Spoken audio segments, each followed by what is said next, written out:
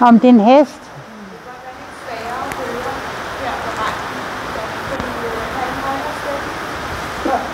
Det er aldrig nogen, der har sagt det til mig før.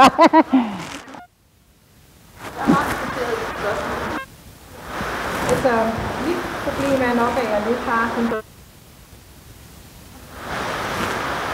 Det tror jeg er mit meget stort hørte. Så det du siger, hun bliver stærk. Så det vil så sige, så har jeg også været ved at få bøjet hende og til at bruge sin bagpart. Ja. Det arbejder vi med. Ja. Og der er det så også... For at lære den hest, det er der, man skal være, lad min hjælp være, du. Der skal man være virkelig god til at give.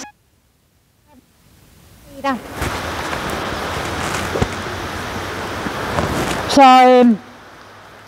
det er igen det her med at træne. Og hvis du kan se der, når at hun vender røven til dig, du skal ikke hive, du skal klappe hende, du bliver her. Så hvis du lige går hen der lidt midt på banen der, du har masser af snor.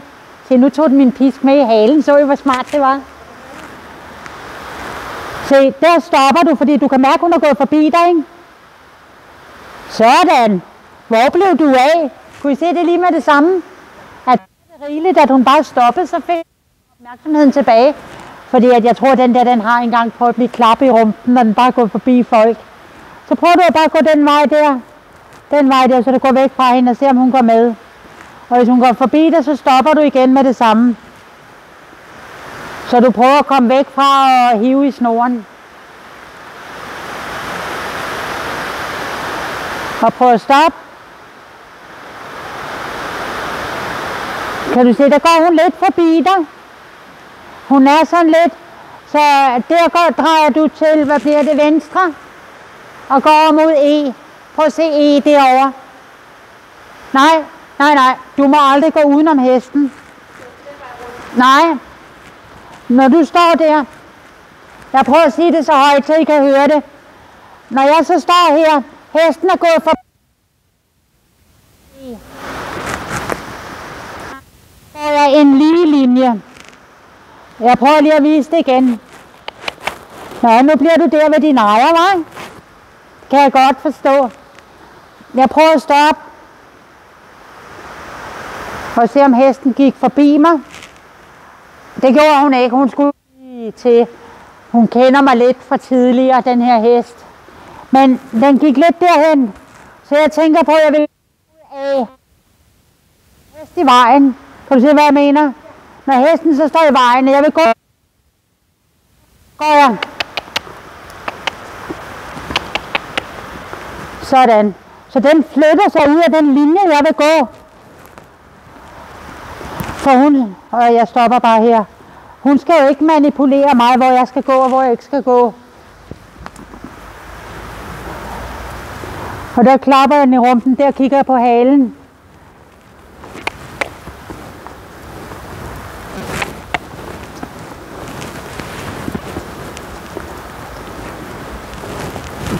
Sådan. Du skulle hele vejen hen til mig her. Sådan. Og jeg går den her vej. Og så prøver jeg at stoppe. Og der kan du se, der går hun forbi mig igen. Så tænker jeg, så går jeg den vej der. Og du kan se, jeg hiver hende ikke væk, men jeg siger, flyt dig, jeg skal den her vej. Og jeg stopper her. Og nu skal jeg den vej der. Fordi jeg skal... Men du kan se, jeg går den lige linje. Så stopper jeg her. Nu gik hun ikke forbi mig. Så hvor vej jeg vil.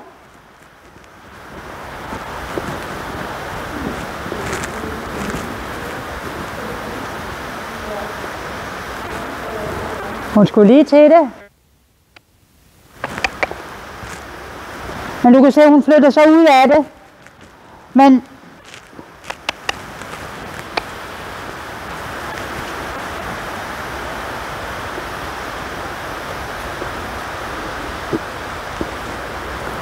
Hun er sådan, hvad skal jeg nu gøre? Det er jo ikke godt. Men du kan godt se, hvad jeg mener, ikke?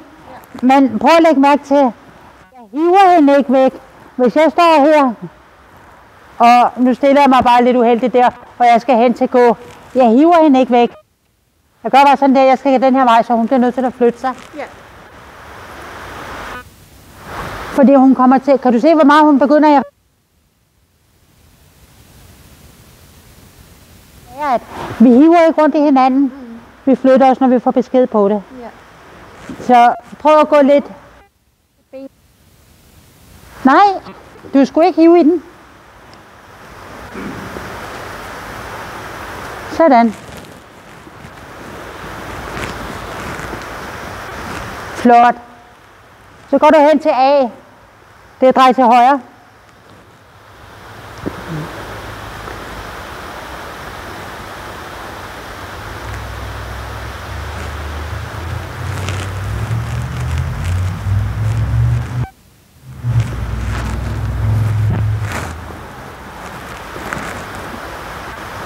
Og så går du hen til F. Det er drej til venstre.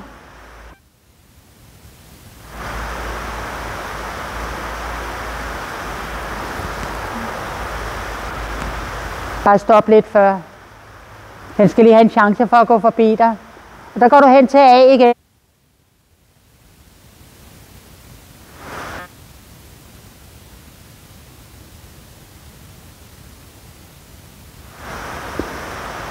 Stop lidt før, sådan ja. Flot!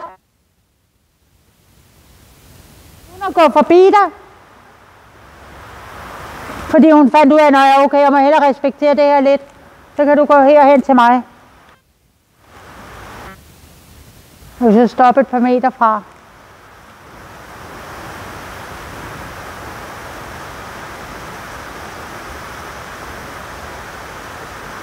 Kan du se allerede der respekterer hun?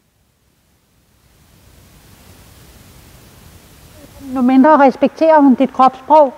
Og så bliver det bare sådan noget hiveri med at det ikke? Og det er den samme modstand, du så oplever, når du sidder ovenpå den.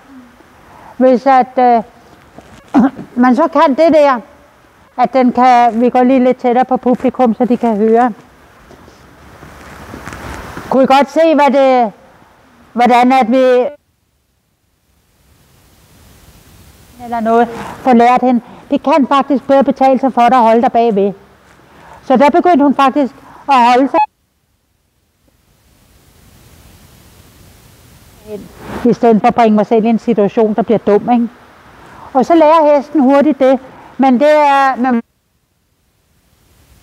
hive hesten, gør noget, man bare siger, den lærer at holde sig ude, hvor den kommer til at stå i vejen. Det er lidt noget andet. Det er lidt fordi, jeg vil være mærke, at mine ører er meget tilbage. Ja. Det, skulle du ikke have gået med, når hun går. Ja, nej, det skulle du ikke. Det blev bare en dårlig undskyldning. Nej. Hvad er det? Mine ører, de ligger meget af ørerne. De skal koncentrere sig meget. Men de gør det ikke så meget, når jeg træner dem i snor, men lige snart jeg træner dem løs, så er ørerne tilbage. Jeg tror, mange heste gør det for, så de kan bedre koncentrere sig.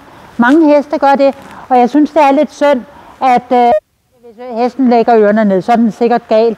Og hvis den pisker med halen, så er den sikkert vred, og så gør den sådan og sådan. Og efterhånden, jeg ved ikke, om vi følger med på Facebook, men efterhånden må hesten ikke sige et pip, uden at der er et eller andet i vejen med rytteren. Altid en lille hest, som sagde, hvad den sagde. I dag så vil man have en hest, der er så slukket, så det er ved til at græde over, som ikke tør sige et pip, fordi at så betyder det sikkert alle mulige konfliktting eller noget det andet, ikke? Jeg kan godt lide, at man har noget kommunikation, og hesten kan sige sin mening og siger, det er svært. Og det er altid sådan, hvis vi skal kunne træne en hest, og den skal gøre fremskridt, så er den en gang imellem nødt til at sige, puha, nu er det svært. Og tit, især mig, ikke, når jeg lægger en YouTube eller en film ud på Facebook, ikke, så er det noget, se her, hvad min hest nu kan. Og så er den ikke der, hvor det er ikke svært. Og så ser man jo tit hesten med ørerne helt fladt tilbage. Jeg gør så godt jeg kan. Ikke? Forstår du, hvad jeg mener? Jeg gik ind til en pony i går. Ja. Men det var ikke fordi den var sur, men den havde altså ørerne helt tilbage. Det er fordi, den lukker af. Der har måske været meget forstyrrende i stallen. Du kan tit se det på en rideskole, hvor der er mange, der løber rundt. Og der er mange lyde i stallen, og folk de råber og skriger, og børn der leger og alt muligt. Ikke? Så ser du mange af hestene, der står med ørerne fladt tilbage. Fordi de kan ligesom lukke ørerne. Ja. Så at man skal nogle gange se hele hestens attitude for at dømme, at der er sikkert noget i vejen. Fordi at mange af hestene, de pisker også helt vildt med halen, og de koncentrerer sig helt vildt. Og det er de nogle gange nødt til, hvis de skal gå Grand Prix. Og hvis vi kommer ind på, at hestene ikke må vise, hvad de mener ved at gøre de slags ting. I USA, der klipper de nerverne ned til halen, så den ikke kan piske med halen. Og det er jo fordi, at der har været så meget der, nu pisker den med halen, så den er sikkert sur. I Danmark er der en hest, der fik tungen klippet af for at række tungen. Så vi skal ikke pege fingre af nogen. Men det er jo der, vi kommer hen. Hvis at hesten ikke må sige et pip, så skal vi nok lukke munden på den på en eller anden måde. Enten med en hård næserem, eller også kan vi begynde at klippe lidt i hesten. Ikke? Så at det er, at den giver signaler, og det er godt inde på, at vi skal lægge med på ørerne, for den siger, jeg synes, det er svært. Og hvis den havde gjort sådan her med mulen, og så strammet hele mulen sådan, samtidig, ikke? Så kunne vi sige, okay, nu er den måske ved at blive sur. Men så længe den har en koncentreret masse af ørerne.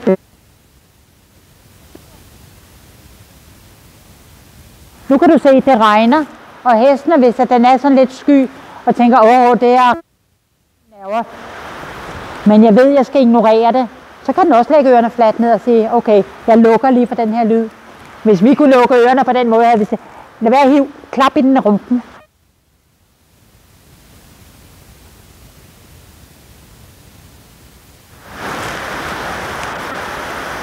Nå, tilbage til dig. Har du lært at lade være med at hive i hesten nu? Ja. Godt. Så kommer vi videre. Du kan lige gå hen og stille dig op på skammel.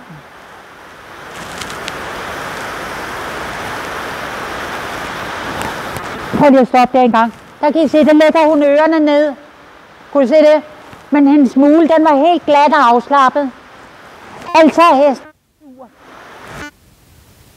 Stil dig op på skammen.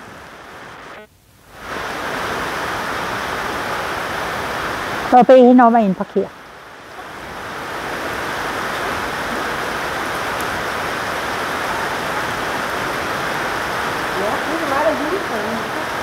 Sådan. Ved du, hvorfor hun ikke gjorde det helt? Det var, fordi du ikke var hurtig nok til at give efter her, da hun stoppede først.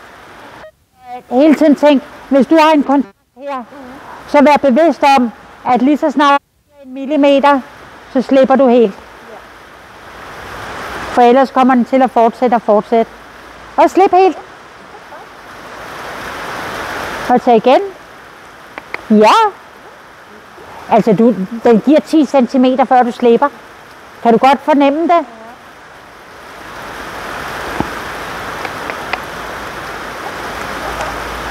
Ja, og så kan du prøve at dreje knæene den retning, du vil have, hun skal gå. Ja, siger du så til hende.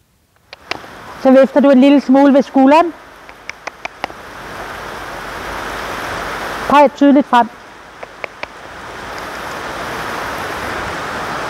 Hey, der må du godt være bestemt, når hun gør det. Ikke tage hårdere i træktår, men heller bestemt med den anden hånd og sige, ved på hende og sige, når jeg har sagt, at du skal gå frem, så skal du faktisk gøre det.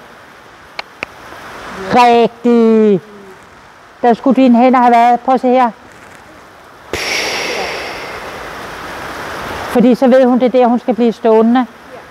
Og det er så vigtigt, at vi siger det der, ja, det var det.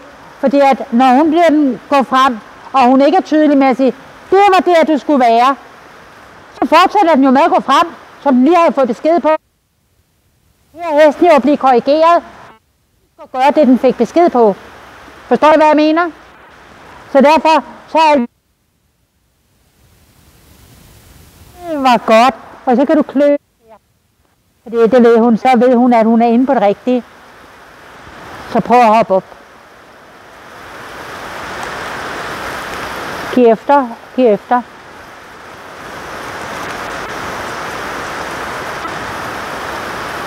Kig på mig. Og så rid hen til mig.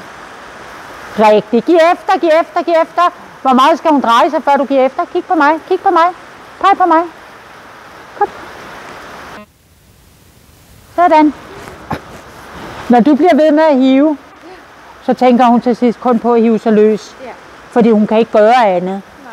Så du skal hele tiden tænke på, når du er 1 millimeter, så slipper du helt. Ja. Sid stille. Husk, du venter kun på 1 millimeter. Og giv efter, giv efter. Når hun giver 1 millimeter, så slipper du helt. Sådan, ja. Og tag lidt og slip helt. Godt. Så holder du stille der lige så lang tid, som det.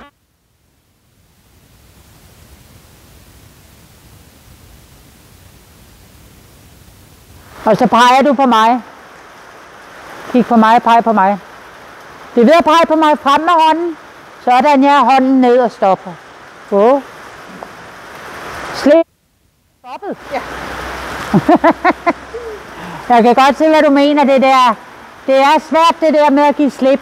Især når hesten den er helt Men det er simpelthen det, du skal træne på at blive bedre til at give slip.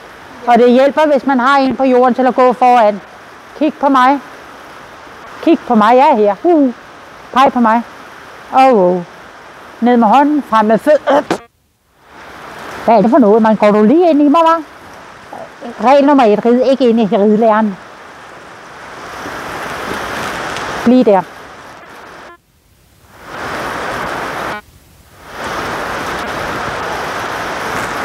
Kig på mig. Og peg på mig. Peg på mig med navlen. Ja. Og bare vente. Sådan, ja. Peg på mig, peg på mig. Rigtigt. Sådan. Ved du hvad, der blev. Kunne du mærke det? Ja. Det var meget bedre. Hvis du begynder at blive så krampagtig, så begynder I at have sådan en hivekonkurrence. Og det er, som du selv siger, det fører ikke til noget. Det er først, at man lærer det der med, vente på en minut. Lige der.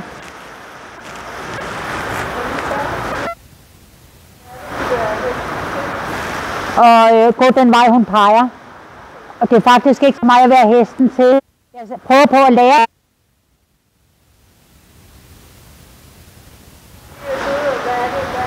Ja, altså det er, som hun selv siger, hun får holdt for fast i tøjlen. Så det er det der at sige, lære hende, at det er nu, du skal slippe helt. Det er det, vi træner nu. Og vi på, at hun skal lære, hvornår hun skal give efter, og at hun skal give helt efter. Og alt andet er helt ligegyldigt, indtil vi kan det. For ellers er den meget stærk, og så bliver den svær at ride på. Peg på mig.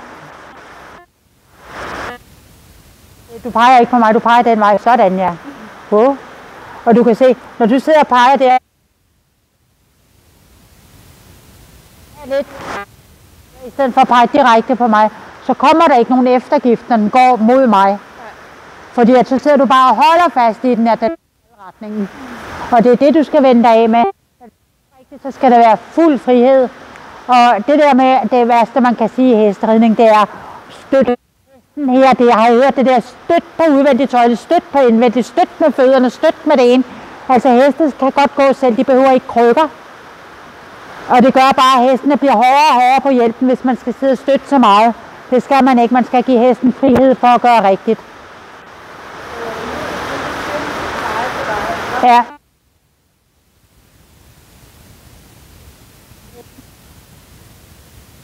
At når man har træktøjet her, ikke? Hvis at hun peger på mig, og hesten går den her vej, bliver der mere og mere træk, og til sidst kommer den ind under. Og hvis den går den anden vej, bliver min hånd, så er der ikke noget træk. Det var også det, jeg prøvede at lære din. Så længe du følger min hånd, så bliver der aldrig nogensinde noget træk i grimmen. Men hvis du bare, den prøver så bare at hive imod. Hver gang der kommer modstand, så hiv den til. Og der er det, du skal lære hesten, at følg min hånd. Når du sidder med en hånd på hver side af hesten, så skal du kunne sidde sådan her. Så skal hesten bare blive mellem dine hænder. Og når hesten kan det, så er vi nået langt. Men det kræver, at du kan holde din hånd stille i den retning, du vil. Så hesten finder friheden mellem dine hænder. Forstår du det? Godt.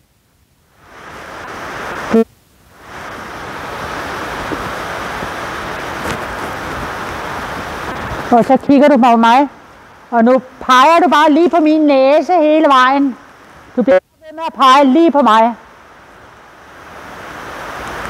Yes! Ned med hånden, lidt ned med hånden. Og stop. Rigtig. Du er så god, ja. Nå, nu kommer det lidt sværere at blive der. Nu går jeg den her vej, og hun har jo tøjlen over i den anden hånd. Og det kræver, at hesten kan flytte i tøjle. Så nu er du opmærksom på, at du tager frem, inden du peger den her vej.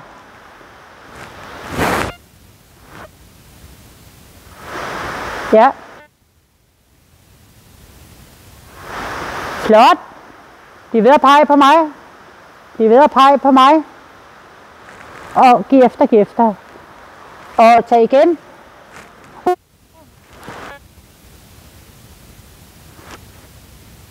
Du har givet efter, ikke? Helt løs snor. Godt. Og tag. Slip.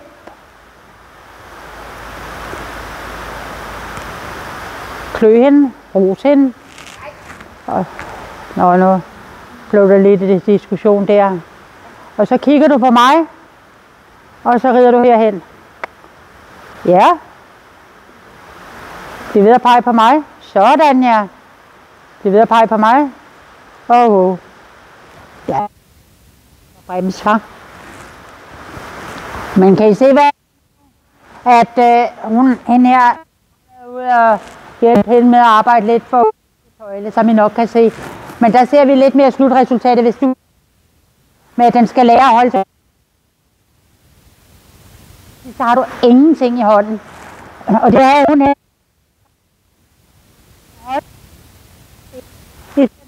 Hold den sådan lidt. Jeg tror, jeg peger den vej der, men jeg sidder faktisk sådan med armen, ikke? Men du kunne mærke det nu, ikke? Logikken i det.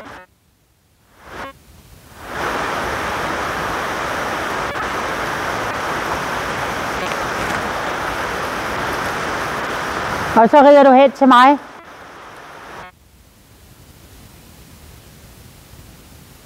Godt. Bliv ved at pege på mig frem med hånden. Sådan, ja.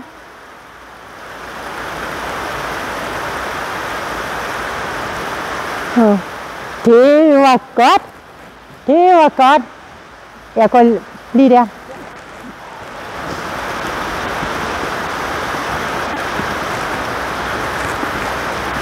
Og så pege på mig.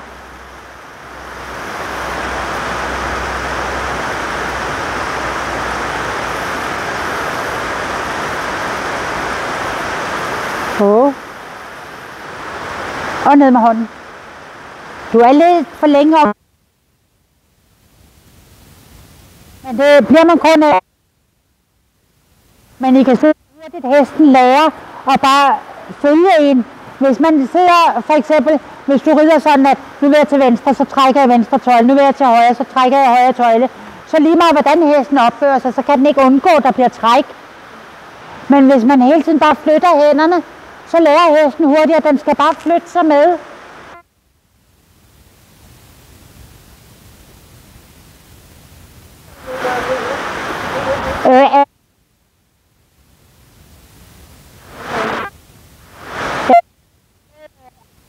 Dressur,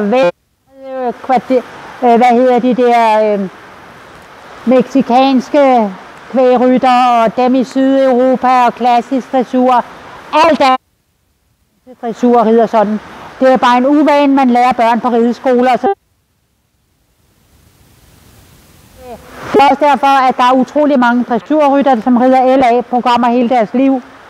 for de får aldrig samling på hesten af at sidde og hive i tøjlerne. Så fordi den har så at lægge sig på bedet. Husk at give efter.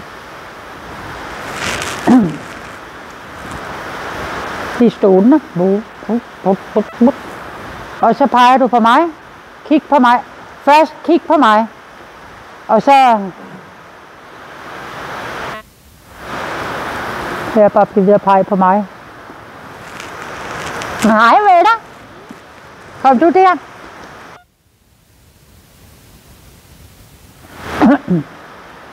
Vi prøver lige en gang til den her vej, og så prøver vi noget andet. Ja, du er... Og nu prøver du, i stedet for bare at pege på mig, så kigger du først på mig. Kig på mig. Kig på mig med navlen. Og så peger du på mig med hånden.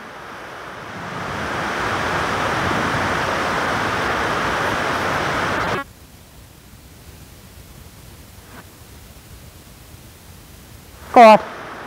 Rigtigt. Og når hesten kan det,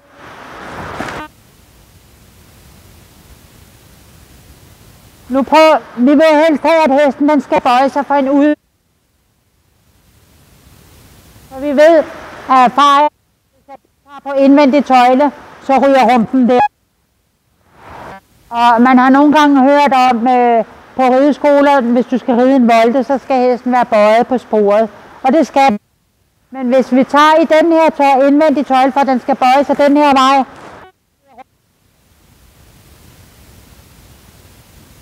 men hvis vi har her, og vi ben tilbage, så siger vi, så tager vi bare, lægger vi pisken der, så vil hesten gå ind her. Men så tager vi det her ben og lægger det frem, så med det her ben her, og det her ben her, og tøjlen her, og pisken der. Og når vi så skal ride sidebevægelser, har vi ikke andet at gøre med. Kan I følge lidt i det? Det vi så vil vise i stedet, det larmer sådan. Hvis du prøver at ride den vej rundt, og så rider du en rundt der. Så det vil jeg vise nu. Hvis man i stedet for at ride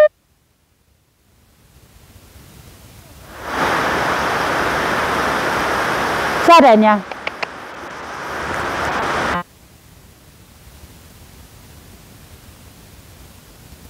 Volte rundt om mig her.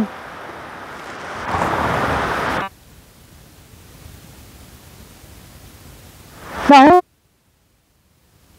en udvendig tøjle der, hvordan hesten kun for en udvendig tøjle begynder at bøje sig på sporet. Kan I se det? Hvad? Ja, det må du godt. Og det tager lang tid, så lærer hesten at bare holde sig mellem hænderne. Men for at lære den, der er vi nogle gange på samme side af hesten i starten. Men det er kun lige sådan, jeg er hurtig efter, når den gør det flot. Bare hold hånden stille og roligt over sporet. Hold hånden over sporet.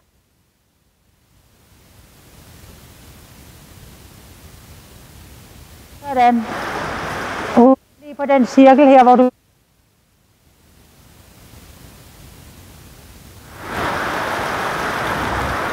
Men der kan I se, den bøjer sig kun. Prøv så at sætte dig lidt på indvendig sædeben. Og der kan du huske at blive på sporet. Pas på, at du ikke rider. Nu ved du næste gang, at hun vil godt ride ud i hjørnet. Så næste gang er du meget opmærksom på at blive på volden. Det er ved at sidde på indvendig sædeben. Og bare holde tøjlen der. Kan I se, hvor lidt der skal til for at bøje hesten flot på volden? Bare for en udvendig tøjle og et sædeben. Flot reddet der. Hvis vi så vil lave en verse, skal gå den bøjning, den skal fortsætte ved den bøjning, og så gå lidt ud af der, så kan man bare lægge indvendig ben til. Prøv at lægge indvendigt. Hånden lidt længere ud af. Kan I se, så kommer versaden flot ud af der. Og fortsæt på sporet bare. Flot reddet. Kunne I se? Og på samme måde, så kan vi bevægelserne ind. Men vi har bare, I kunne se, hvor let det blev at lave versaden ud, ved at vi kan holde bøjningen for en udvendig tøjle på sporet, sådan der. Og lave versaden ud, når vi gør volden større. Og lave træversaden ind, ved at bare lægge udvendig ben til, når vi skal gøre volden mindre. Prøv at lægge udvendig ben til, når den lige har bøjningen. Sådan der, ja, flot, flot. Du skal have det udvendige ben lidt længere tilbage, når du lægger det til.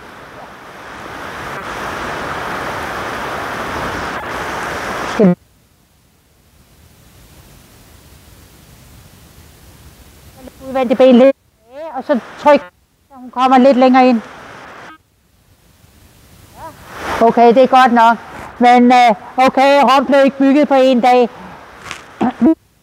Herhen, så ikke jeg skal råbe sådan.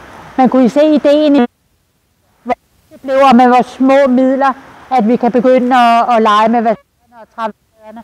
Men vi er nødt til først at lære hesten, at den skal dreje for udvendig tøjle. Den skal bøje sig for udvendig tøjle. For så kan du bare ved at sætte dig på indvendig sædeben. Bøjning. Og så har du lige pludselig benene til at kunne lave sidebevægelser. Og din hjælper sådan, at du kan ligesom bare ride sig. Det er ikke så længe, vi sidder og trækker hesten. Fuld af pyg. Hjælper på egne fejl.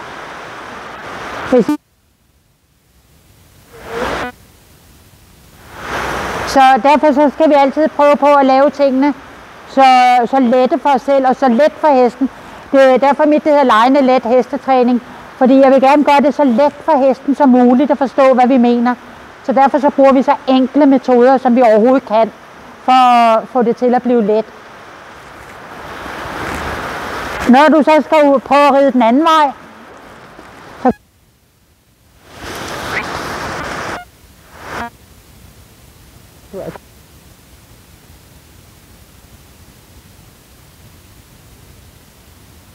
hesten ikke er vant til det. Så nu er det er ligesom at bede folk om at, nu skal du bare skrive det samme med venstre hånd. Kender I det? Det bliver noget værre noget. Men vi prøver med at starte tilbage forfra, med at du sidder bare stille der, og så rider du hen til mig. Wow! Flot! Og stop. Aldrig ind i ridelæren. Du var dygtig. Du var dygtig. Bliv stående. Og rid hen til mig. Ned mig og giv efter, giv efter, giv efter. Du kunne godt selv mærke det, ikke? Ja, du er så dygtig. Tøjlen over på den anden side, så fortsætter vi ikke bare, hvor vi slap, men vi går tilbage til begyndelsen. At hest og rytter får en succesoplevelse. Så du rider lige her hen imod mig. Lidt frem. Ja, det var du selv udenom det der. Fordi hånden skal frem, inden du drejer. Sådan, ja. Ja. Husk at give efter, når hun går rigtig vej. Giv efter, så hun kan komme rundt. Sådan, ja. Og tag igen lidt.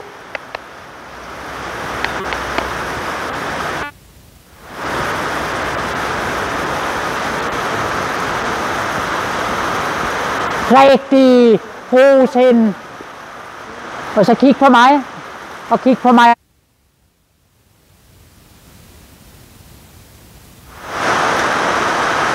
Og hun går bare hen til mig. Ja, rigtig. Sådan, ja, det var godt. Var det svært, hva'? Hun bliver pisse sur, når hun ikke forstår det med det samme. Ja, det gør du, ja. Du er en værre mokke. Nå, prøv at ride.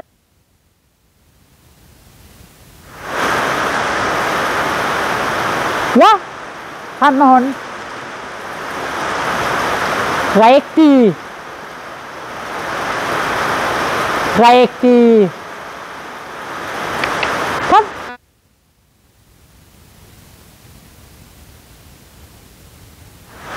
Ja, nu kom der sådan lidt, fordi så er du bedre til at forklare hende, når du kan give efter, lige præcis når den gør det. Nå, nu skal vi se, om det går, at du skal ride rundt af mig, som du gjorde den anden vej.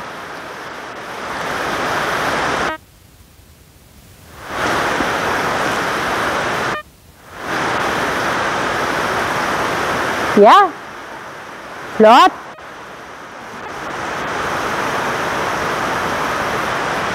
Og der skal man tænke på, at hesten skal lære lidt for hånd. Sådan.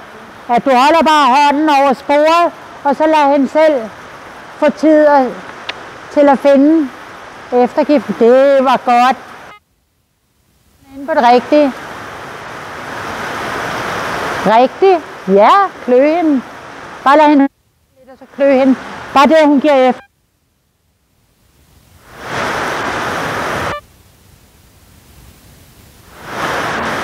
Og så prøver du at ride lidt mere fremad, men bliv på sporet rundt om mig her.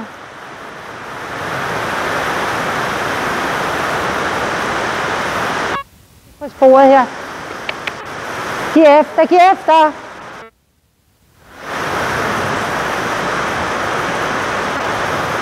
Og slip. Og slip. Og slip, slip, slip, slip. Du drejer næsen rigtig. Lad hende stå og tænke lidt. Hun er sådan helt holdt deroppe med.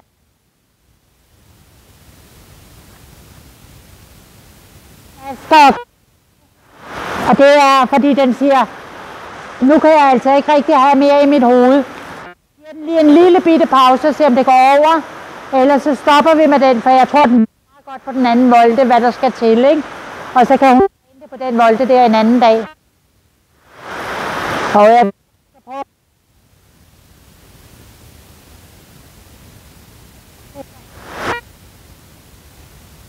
Så hånden helt herfrem, inden at du drejer. Ja. Slip, slip. Og tag igen. Og slip. Og hold, hold, hold, hold, hold, hold, hold, hold, hold. Du må ikke give efter, når den gør forkert. Det bliver helt forkert. Og giv efter. Peg fremad, peg med frem. Prøv at se her. Peg herovre. Sådan, kig på mig. Giv efter, den er på vej jo. Sådan. Siger hun. Det her. Husk at holde hånden her fremme, så ikke du kommer til at lave den der, fordi så bliver det bare volapyk for hesten. Godt. Fremad, godt.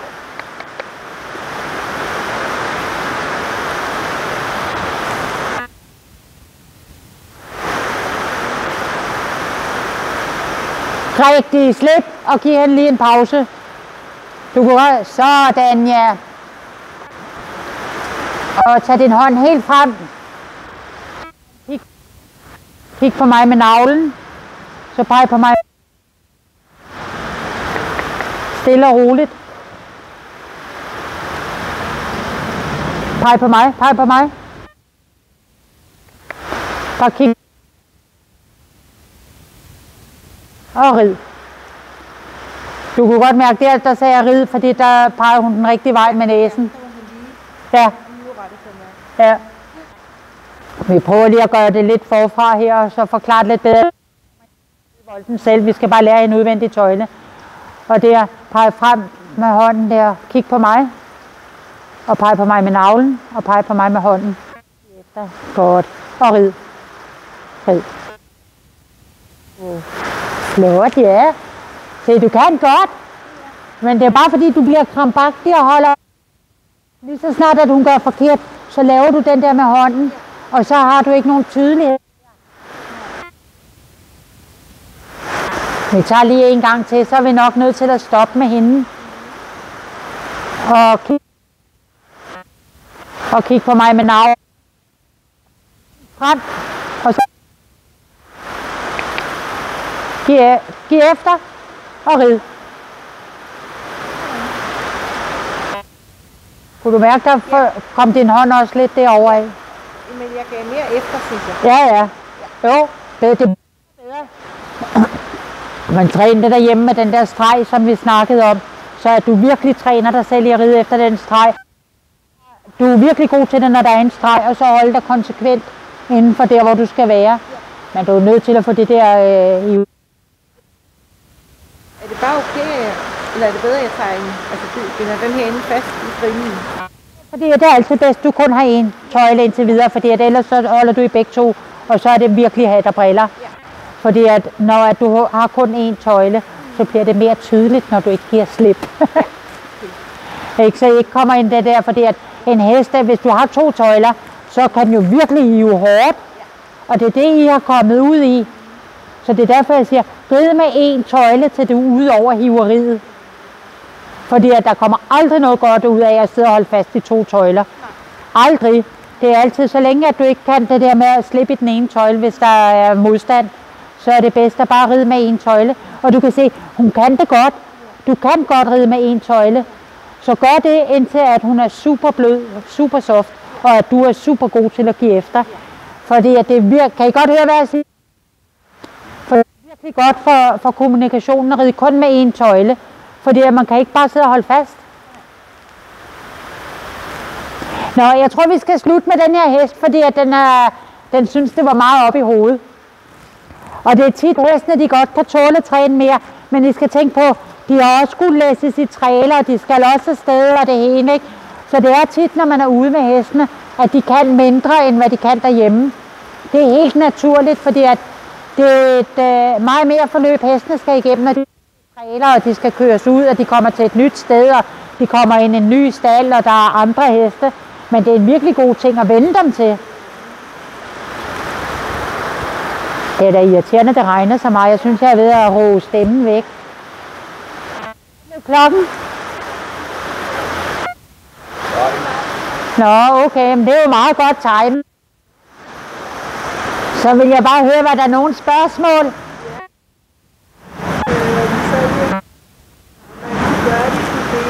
jeg tænker også, at det måske er lidt dårligt.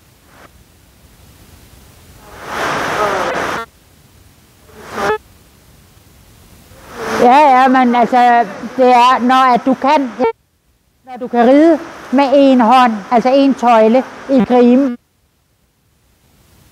Og den har lært sig bare, så snart tøjlen er inde på halsen, at den har lært, at så skal den dreje. Så er det ikke noget med at ride. Men jeg synes, at det er super god øvelse, det der. Ja. Ja, og jeg ved ikke, hvor meget I kunne høre her til sidst. Hjemme og træne det med begge hænder. Nej. Fordi at når du har fat i hiver imod, og så er det nemlig, at så, hvis at hesten så hiver imod, så holder du fast. Og så bliver det det der Så er det, man tænker, nu har jeg vist fået trænet til at være stærk. Og det er bedre, at hesten er stærk på tøjlen på den måde. Af. Fordi at hvis at hesten den lægger sig på i begge hænder, så skal man skynde sig at slippe med den ene hånd. For hesten så bliver den sådan. Hvis du har i begge hænder, så kan den dele med hive til. Prøv at sidde på en hest, og du har hvis du ikke er hurtig til at slippe. Men hvis du bare slipper i den ene, så kan den ikke få fat i græs. Det bliver sådan her. Og det er det samme, hvis den løber. Hvis du har fat, den løber. Den ikke har tøjle på overhovedet. Men ja. Men så havde den løbet med mig. Hvis jeg havde holdt fast i begge tøjler, så havde den. Og du nikker, som kender hesten. Ja, men ja, men hvis jeg havde bare haft grin på at sidde og holde fast i 2 tøjler, så havde den løbet med mig. Og den havde stået der, fordi der havde den virkelig sådan en Men ved at jeg kun havde 1 tøjle, så bliver det også lidt tydeligt, at når du kun har 1 tøjle, så kan du kontrollere hesten. Når du så har hesten under 100% kontrol, og den er sød og eftergivende over for tøjlerne, så kan man ride med 2 tøjler.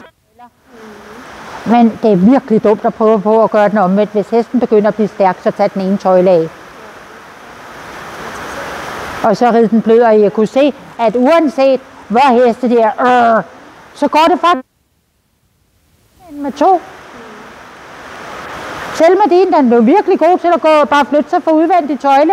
Og hvor lang tid tog det? Og hvis du startede din opvarmning hver dag med at vise den vej, så skal den gøre det. Så jeg vil tro, at hvis jeg red på din hver dag i en uge, så er en hest bare kunne ride sådan her. Når jeg flyttede mig, så ville den bare blive imellem. De fleste heste, det tager den uges tid at lære dem, at når jeg flytter mig, så bliver du mellem mine hænder. Og nu har jeg kommet og undervist hende lidt med den der hest, ikke? Og nogle gange så synes hun, det er lidt irriterende, når jeg sætter mig op og rider den, så er den ikke stærk. Det er pisse irriterende, ikke? Og så kommer vi til et hjørne, og der siger den bare piven med hende. Så siger jeg, men hvorfor drejer du ikke? Jamen, det du ved ikke, som rytter det kan blive, ikke? Så siger jeg, men lad mig prøve, så jeg kan mærke, hvad du er op imod. Jeg sætter mig der, og så drejer den bare med, og sådan ligesom, nå ja, okay, det kan jeg da godt gøre.